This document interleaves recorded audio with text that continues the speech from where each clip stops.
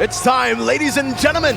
Into the draft we go for the final match, game number 1 of the last match in the group stage. Here we go. TODAK versus Blacklist International. All right, let's get the series on the way because I'm seeing that the bans are coming and they are coming quick. The Kaja, the Lancelot for the side of Blacklist currently on first pick, and TODAK on second pick, already banning out the Estes. Yep, they still want to show respect for this first game of the series.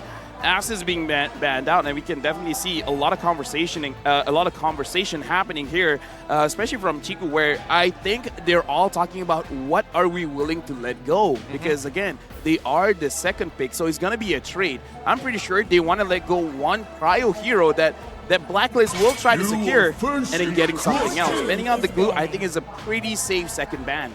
Is there a sneaking suspicion that this might be a Novaria going on to UA, for an example? Yeah, I kind of feel like if it is let through, because again, Novaria is amazing. Doesn't have to be a mage. You can put Novaria as a roamer. So I kind of feel like even if Novaria has been let through and Blacklist picks it up, it doesn't have to go to UA. Wait, is Edward actually interacting with the camera? I haven't seen him do this in like, what, how many years at this point? He's been staring, he's been going back and forth again. But, you know, I think for TODAK, it is going to be a very good idea for them to actually let go of the Novaria. There's going to be the Ling and the Lancelot ban, though, so already respect and already kind of a curveball. Yeah, Wise not going to be on these assassins. TODAK love the chaos, right? They really find success in that chaos. And up against a Novaria who really doesn't like messy team fights, I think that might be the main win condition for them.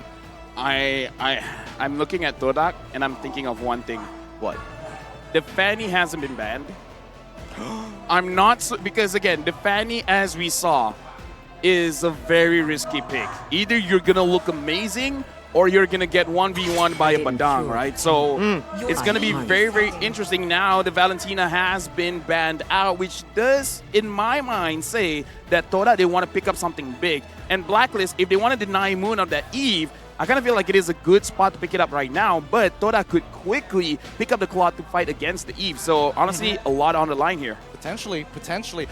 I'm trying to sniff out what TODAK is trying to do, but no, after many, many years of trying to predict their draft, I would like to just see it happen rather than making some hard predictions. I'm looking at Blacklist, and I agree with you that the Eve is looking very, very fine here, but Novaria, I just feel, is a little bit better, a little bit more flexible. Thing is also for the Novaria, right? If you're up against a Fanny, you really struggle, but there is still an outplay mechanic within her build. If you go for the Astral Recall, you can go through walls and you can actually escape from the cables in the game. So that's an outplay mechanic that certainly they can utilize here. And the fact is, right now, you said it, it's very flexible. Why it's always first picked is the fact that it can go to the roaming position, and it does super well as a roamer, a supportive roamer. That's not all. With the Novaria, at least they're going to get the information, something that Blacklist truly utilizes. Fun fact that Chico is 100% with the Irithel, the Leslie, the Brody, and the Layla during MPL MY Season 11. Kind of feel like it's almost unnecessary to put the Layla there, but you know what? It's all right. Now the Arlet as well as the Akai has been picked up. Both are great. Both are amazing, and both are cannot. flex. Yeah, both are flex. That's what I wanted to end it on. Why'd you have to cut me off, man? I gotta cut you off, man. Dude, I was building it up. You know why? Because we're flexible on the desk as well. Boys, let's take it a step back here. At the end of the day, we don't know where these two are going to go, and for all we know, Blacklist International might surprise us, right? The Fanny is still up in the air, and if Blacklist wanted, I don't know, maybe to take a page out of TODAK's book, I'm thinking, you know, Fanny and as well as possibly even a Vincitar, but no, Fredrin as well as Diggy, they're aware that TODAK is up to some shenanigans. Here's the thing. Okay. Good pick by Blacklist to kind of like deny the crowd control coming in. But TODAK, here's the thing. Have a big burst hero. Have someone that can burst the Diggy early on. Make the Diggy unusable. Because again, looking at the lineup, the Fredrin is going to be super annoying. Wise especially is going to be super annoying. Now they're picking up the Eve because I kind of feel like they know it's totally going to be banned. And I kind of feel like Moon just feels very, very comfortable on this Eve. So far it's okay. Looking at the bans, I'm really interested to see Blacklist, what are they going to ban to make sure their squishy heroes are not going to get targeted. Because Novaria, even though, yes, Astral Recall, go inside the wall, basically a very long iframe, no one can hit you. But the thing is, the moment someone hits you, it's gonna hurt. Has one of the lower HP pools out of all the mages. They're doubling down, though, for TODAK, right? For the CC. They want to overwhelm the Diggy with CC. And I kind of understand what Blacklist are going for. Like you mentioned as well, with the Varia, you already have that Astral Recall to give him more safety, or to give her more safety. Use the Diggy here with the Time Journey. Thing is, like you said, not just CC. I mean, it's not just damage here. CC. You overwhelm this Diggy, you try to bait just this ultimate, and it's done. What do Blacklist have to play after that? Even for the Navaria, early game to mid game, super long cooldowns on her skills. Agreed with you on that one, right? It's about engage, re-engage, the push and pull mechanics of the overall team fight. We need to keep looking at the bigger picture here, because at the end of the day, that's how Blacklist and TODAK think, right? This is the one aspect of both teams that are alike.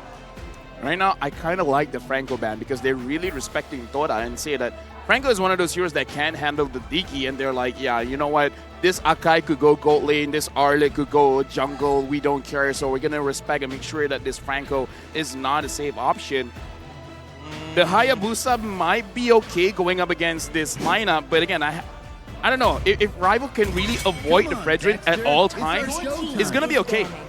Because again, Astral Recall, you go inside the walls, but if you already initiated your Ogi Shadow Kill, it's just going to follow you. Yep, that's true. That is one way to actually deal with it, to be fair. Looking at TODAK's bans so far, it's going to be the Wan and as well as the Claude. I'm really surprised that both of these weren't picked up. This is not exactly the most traditional starters based on what we've seen in the overall MSC tournament meta. Maybe Toda wants Beatrix? Yeah, it does seem like they're already setting up for the Beatrix here, right? Wan Claude banned out. The only other hero that I've seen out on good catch is that Beatrix. So by banning out these two heroes and picking it up, they're forcing Owl to play a hero that he's not comfortable with, and even just a hero that will struggle very much up against TODAK's composition. Brody, up against this much CC, you're not even going to be able to get those basic attacks out. But wow, Blacklist International with a pretty unique ban here. The Mathilda, I think this is the first time ever in MSC that it's even been banned out. Yep, yeah, it is the first time ever. What's the logic here, LaFell? I'm trying to think. Mathilda? I mean, like, we cast Toda games and even we don't see that much Mathilda. Exactly, right? I understand that it was about that push and pull, engage and re-engage, and I guess that Mathilda kind of fits the build, I suppose, but that's making a hard read on some of the flex picks that we see from Toda. Okay, so probably they know something that we don't, because again, we're from Malaysia, we watch their games, but between MPL and MSC, a lot could go on, but then a ton. Here's the thing, Chiku has quoted before during his live stream, one of the heroes that he wanted to bring out, not just for MSC, but in general, was the Natan, because when he's on this hero, for him, it's almost like the Claude, because when he's on this hero, his only aim is to mess with the enemy. He wants to make it look like he's going to get caught, but he's not going to get caught. So it's the opposite. They don't want to take the Beatrix away. They want to force Owl on the Beatrix to give a good matchup for the Natan. But that's the only thing I'm worried about. Unfortunately, I've never met a Natan in my games as a Beatrix, so I don't know how this matchup goes. Maybe it's the same for Owl. Time to drop the beat. I suppose. I mean, okay, Beatrix into the Joy, so that means this was all pre-planned. This is what they wanted to do, because if not, we probably wouldn't have seen that Claude ban in the second phase, since they are already on the second pick. They could have locked it in for themselves if they wanted a safer laner. Right now, honestly, they could as well pick up something like a Lolita and just put Rival with this Akai. At least they can deal with the Beatrix. Because, yeah, right now, Ashi is talking to Yum, so they're probably talking about his hero. Another one, I guess, would be crazy is just to add more CC, like you said, Miracle, just to overwhelm this Diggy. I would say just put the Arlet as a roamer and go for something like a Yuzong here. Get some more physical damage threat to jump into that back line. But up against the Joy, it is going to be quite concerning, and they'll just going to go for the Hilda. Hey, against Ziggy, you need burst. What does Hilda bring to the table? Here's the thing, they are going for an echo kind of idea, because the way you stop Blacklist, you disrupt their jungle, you disrupt their EXP. If Edward doesn't get to play, if Wise doesn't get to play, I would say 60% of their strength has been cut short. Yep. Oh, let's look at the audience predictions so far, with a large majority leaning towards Blacklist International side. Completely understandable. Wait, who's the 14% leaning for TODAK from the Philippines? What's going on there? It's LaFell. It's just LaFell. Thanks, guys. Appreciate it. Minority wins. Look. I'm not pointing fingers anywhere, but this is going to be a very important game for first seed in their groups to make sure that they have a better chance at making it into top 4 during the knockout rounds. All they got to do, win this first game, knock out another team in the second, and then you're good to go. My question is where the Hilda is going to go. Because Roamer, sure, but maybe up against the Joy, it is a pretty good matchup. Ladies and gentlemen, welcome to the Land of Dawn for game number 1. It's time to set the tempo as Blacklist International and TODAK enter the stage. It's Yums. Yep, right now it is Humes on the Hilda. It looks like the Hilda is going for the jungle invade for now. Humes is just standing by. He's just giving vision. He's like, guys, I'm here and no one is here. UA as well as Oh My Venus. Humes gets spotted out. Now what's he gonna do? Yep, they sniffed him out already, and at this point, like, what do you really realistically look for, right? Oh My Venus is going to be taking the emblems of the Impure Rage. He can farm it off of Yums for a while as long as he doesn't die. And right now, it looks like Humes is trying to be a little bit annoying, and he's taking quite a bit of damage. Moon is there as well, forcing Wise to use his Retribution, but for now, it looks like nothing really is going on. It's going as expected, but no one is taking heavy trades. And for Momo as well, the Unbending Will is the choice of the talent for him, so he wants to go for some more damage. Okay. That should have been a free Little Wonder. Yeah, with Bit the of a retro. whiff, yeah, a bit of a whiff. I totally agree with that one. But no, as Miracle was mentioning, we do see... Oh, wait, no, hold on. This could be the first engagement. Okay, Yums getting brought back right there, forced to flicker out, dodges away from the Astral Sphere as Wise just walks up menacingly, but it's just going to be a flicker burnt. All right. Looks like both sides still taking it as slow as possible, and more so, seeing TODAK play a rather standard game. First whiff of the game already happened. Shake it off. They're going to continue on forward, but how big of a deal is Momo going to be, especially on this Arlet here? I think it's going to be a very big deal, especially doing neutral objectives, because you need someone to bait out the Digi ult, man, because when the Time Journey has not been used, it's going to be very difficult for Rival to fully secure those neutral objectives, because the thing about a Nakai is you want to take that just to make sure you win those Retri battles. But if the Digi is there, it's not a 70% win for the Nakai. Thing is, Digi's not level 4 right now, so Heavy Spin's going to be able to lock Wise down. They're going to go for the team fight, not for the turtle right now, but it's giving the Retribution from Wise, who secures it. A beautiful Astro Sphere from behind, taking Rival down as Momo now is going to be caught, now with the rhythm as well. Edward is pushing him away, but look at Yums all alone. Blacklist International want to chase him down. Another Astral Sphere locks onto Yums. There's going to be some alarm bombs placed, the reverse time again, the taunt and the chain CC, and it's all Blacklist in the first 2 minutes. Instantly, we see first blood, we see a second kill followed shortly afterwards. A little unfortunate, but coming back to the EXP point, right? I actually disagree. I think in this particular case that Edward on this Joy is going to make Chico's life rather difficult. He is taking the Vengeance as well, and yes, even though he's not as hard as people would like to believe, doesn't have that fourth dash as we've all been hoping for, that's totally fine. With the Vengeance alone, and especially since Chico guys can only swap places once, that gives a lot of room for him to work with. Look at this. Chico guys already completed his first item, and Moon looks like he is fully aware that someone is waiting in the Triba. So for now, let's count it. 4 members of Blacklist International is here. Chico guys as well as Moon.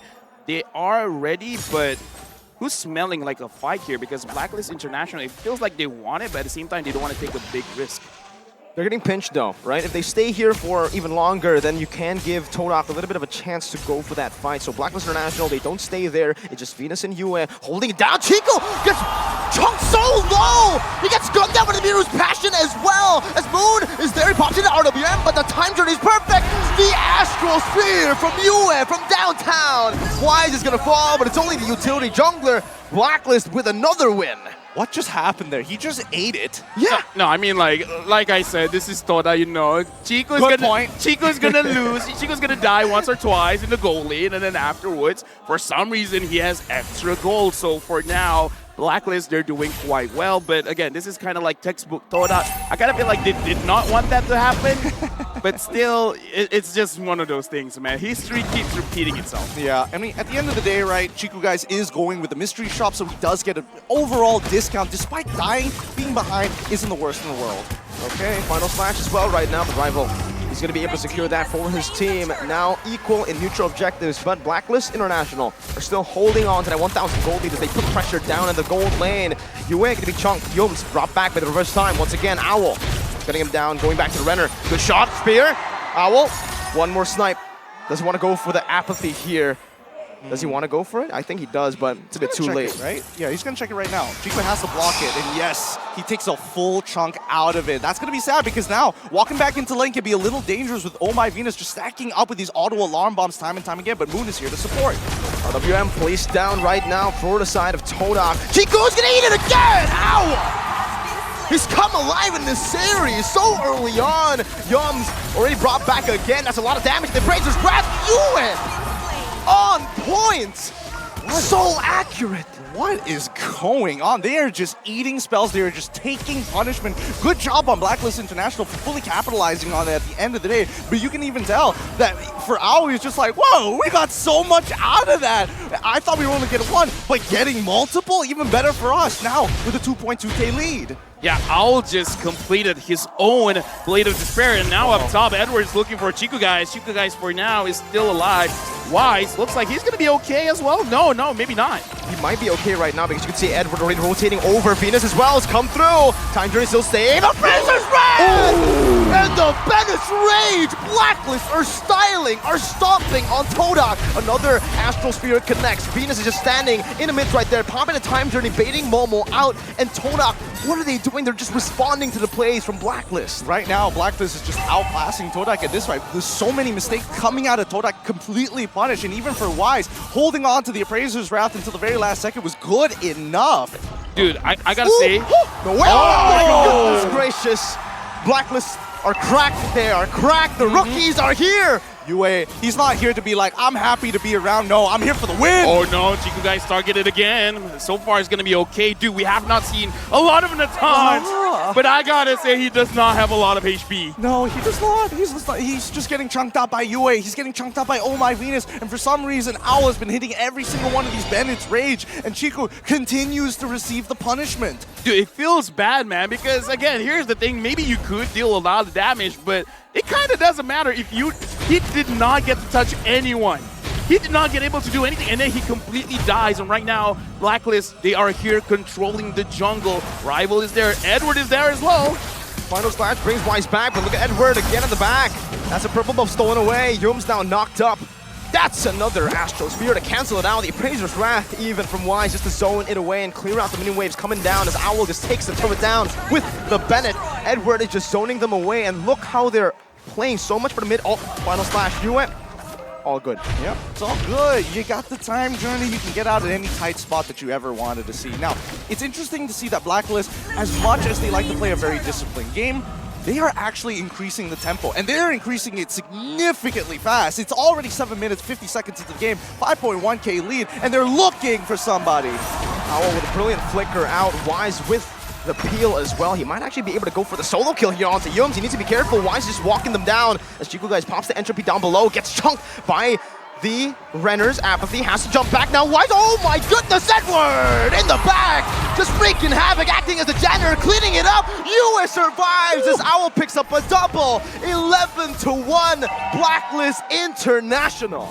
It's not even close. It's not even remotely close right now. Even Blacklist International, look at the way that the waves are actually pushing, right? Because they put 5 people down on the bottom side. It's understandable that TODAK want to play defensive, but Blacklist have made sure they have done their homework and also the housekeeping as well. We're continuously pushing waves from the mid lane all the way to the slow push on the top side. Chico used absolutely everything that he can to run away. But look at that damage coming in from UA, man. Here's the thing. We talked about the Beatrix doing the draft, taking away from Blacklist. If they took it away, maybe it wouldn't be like this, man. But, you know, what's scary hindsight. What's scary is they predicted the Beatrix. That's what they wanted to go up against. So the fact that the Beatrix is smashing them like this, it definitely hurts right now as Owl is already holding on to that Renner's Apathy. He should be able to shoot it down. Oh, if that connected, Moon is dead. Wise jumping in under the turret. Blacklist International trying to siege this down, but they won't be able to do so right now. Oh man, oh it's not good at all. This is perfect for Blacklist, right? Especially with the Navarre, it really complements their style. They get to check multiple bushes, they get free information pretty much all the time, and especially with the Diggy as well, with the auto alarm bombs, they essentially have visions in places where they technically shouldn't be, not having to recheck it and waste that time. So Blacklist are just making crisper calls all throughout this match. For now, Joy is a 0% win rate here in MSC, and it looks like Edward wants to change that to 0-2. Did you say 0% win rate? Yeah, for now. Agent Zero. Dude, like, something different here. Because here's the thing, right? Chiku, guys, if he could deal the damage, perhaps, right? Perhaps something could happen, but there's so many people from Blacklist ignoring everyone else from TODAK and just going straight after Chiku. It's just punishment. It's a literal firing line. I know I use that as euphemism, but this is real. What are they supposed to do at this point, LaFell? I want to ask you right now, what are the winning conditions for TODAK? Because it seems like Chiku, Blacklist... guys, free hit, but how? Exactly. I mean, now, how do they create an opening for Chiku guys to free hit? Okay, first and foremost, they got to find a way to take down Edward. If Edward is taken care of, then that's good. Because I kind of feel like the rest, Chiku guys will eventually be able to kite. But kiting against the Joy is not an easy task. Yeah, it's just 3 layers, like, right? Wise is just sitting on top whenever Natan tries to get his ultimate down by the clone, just to make sure that there's no safe place to walk to. Oh! You have to body block that. That's how much damage and respect TODAK are giving it over to Blacklist International right now with the First Lord. They're able to march it down all the way. Oh, that's the final smash. Fading out the time journey, but Momo is going to be chunked out. Oh, the reverse time brings him back to the Bennett. And he's going to be out just like that. 0-2 and 0 stat line for Momo as Duet pops in another Astral Sphere. Wise dives deep onto the base. Rivals bringing it back. Appraiser's round, not in Naples. What? Owl, how did he get that kill with a Bennett? Chiku guys sniped down. He's still going to be able to dish out some damage. Wise is still alive, but finally falls. It's still going to be Owl who finds a double. Now with the reverse passion, Yue, one more shot, he needs it. But Chiku guys and Moon, they're trying to defend very heavily under the base, but Edward just jumps forward. 11 minutes. That's all it took for Blacklist. Outclassed, absolutely rolled over, and spanked back. Good luck in game number 2, because Blacklist are looking mighty fine, extra sharp, but the mistakes coming out for TODAK, absolutely unacceptable here. I gotta say, we were talking about the drive. We were talking about a lot of experimental things. I think the idea was there, but at the same time, I kind of feel like even they were caught by surprise by the early game of how many times Owl actually hit all of those ults. Like the Bennett Rage is I kind of feel like she was like, wait, I don't remember it doing this much damage. And usually it's very hard to hit. The Bennett Rage, you need to combo it with something, but in this game it felt so easy. More like you kind of have to let yourself be hit by it in some of those It was situations. almost blind. He was like, maybe they're in this particular bush. And both of them were in that bush. Oh man, that's rough. Rough game number 1 coming in for TODAK, but congratulations. That's Blacklist at least securing 1 point and also significant momentum for game number 2. Dude, like that 11 minutes? That wasn't even close. That wasn't even close. That was a stomp. That was a giga stomp. Yep, it was a stop, but it also wasn't the fastest game that we've seen so far. I mean, generally speaking, 11 minutes, considering that the average game time is 18 minutes so far here at MSC, it's surprising to see that, wow, Blacklist, they know how to push the tempo, and even so, they even got a little greedy sometimes, which is uncharacteristic. Edward said it before the game, I believe. He says that he is prepared and Blacklist International were prepared for the crazy drafts coming in from TODAK, and I think that's how you beat them, right? You don't try to counter it in-game, you just play the standard way, and you just do your thing. I mean, like, looking at the situation, the Beatrix, the Joy. Again, the Joy hasn't been doing well, but Edward... Agent Zero, bro. Agent is just something different, man. It's just Pop like... it up, bro. I don't care if it's been nerfed. Nerf? What's that? What's a nerf? You mean balanced for me? No. Balanced for me. That's a good way of putting it, actually, because overall, I mean, even in his matchup against Momo, generally both sides weren't getting too much until the big team fight started to roll back in, and he is just so patient. Agent Zero has a hit list, and he's going to make sure he's crossing off names, and real quick at it, too. I think from the drafts as well here, LaFell Yeah, and Gideon, definitely. I want to talk about the Hilda pick because, okay, it's a good counter pick, but the synergy with the rest of the team just wasn't present at all. I did not feel like the team was made for each other. Like this 5-man composition was like 5 individuals, you know? Meanwhile, for Blacklist, they were really, really banking on the team synergy. So the complete opposite. No counters, but team synergy. I gotta say, they got what they wanted because we don't really know what the draft TODAK wanted to do in the start of the game. Perhaps some of the heroes did get banned out because we have to talk about the Lance as well as the Ling has been banned out. Now, the thing that I want to say, with that draft, they still made a lot of mistakes. I'm talking about especially the very first turtle because Rival used his heavy spin a little bit too early because the turtle still had a lot of HP left. He could have delayed it just a little bit and then make sure he secured the turtle but ended up doing it a little bit too fast. He had to stay at that spot for a very long time to make sure that he can lock down Wise, and ended up just taking way too much free damage. Yeah, he was tunnel visioning pretty hard. Like, even for Moon, he was still in the EXP lane. He was about to hit level 4, and by the time he did, it was way too late. All the big abilities have been, the combo components, in a matter of fact, were already expanded. I think for the turtle fight in particular, it was mostly because Venus was already walking up, so he wanted to get that heavy spin down before the time journey actually got, before he got level 4 to pop that time journey, which I completely understand, but again, it felt a bit miscommunicated because if the heavy spin was used prematurely, there should have been someone else there on the turtle to take it down for that retribution, for that free retribution. Yeah, exactly. That's why it just feels a little weird here. Yeah, a bit disconnected. Yeah, disconnected all the time. But game number 2, that's where we have to start focusing on. We can't even talk about adaptations here because look at the post stats. Our MVP of this game going over to Wise. Absolutely deserves this one. The man is like, okay, you're going to give me space. I'm going to take absolutely everything. Wheezy. Here's the thing. You know what they call Wise on this Fredrin? Not just Wise, but a lot of really good Fredrin junglers. Psycho Fredrin. He's the type that just goes in front, doesn't care who's there. He's going to retry you down, make sure that you're slowed, and he's going to engage. Almost like, I am here, I'm not looking at the turtle, I'm legit looking in your HP, and I want to take it away from you. The way that he's been using this Fredrin, we got to look at the heat map from minute number 5 up until minute number 10. He's always looking to put pressure onto someone, not thinking about his own farm that much, not even thinking about all the things that junglers are thinking about. It's just like, who am I going to taunt? Who am I going to kill right now? He's literally just the enabler. He is the playmaker. He stands in front, he takes everything, and then he leaves with Venus with that time journey. And by the time he leaves, it's all said and done. The final slash, the heavy spin, everything was already used up.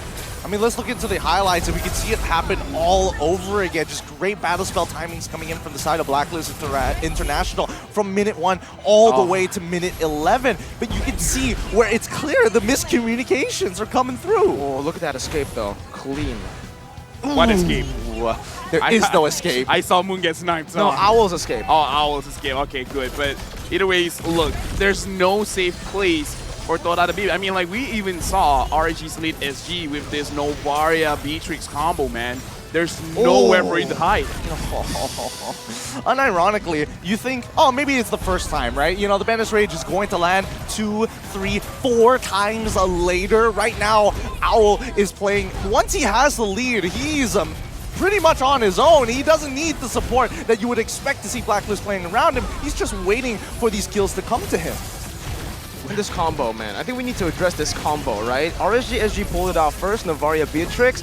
The fact that TODAK kind of let them go for the Novaria Beatrix is like, yeah, we saw it from RSG SG, you can try it too.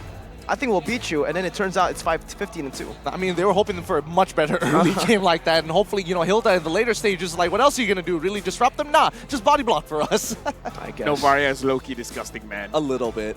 Dude, I mean, like, it's an enabler. You know, it sets up, it Vision, has it pays off. damage. Like, what else does the no... Health. That's what she doesn't have. She doesn't have physical damage too much. Okay.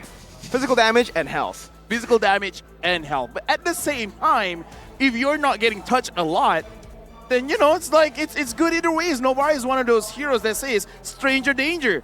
If you're going to come to me, I'm just going to go away. I have a lot of movement speed when I'm in those walls.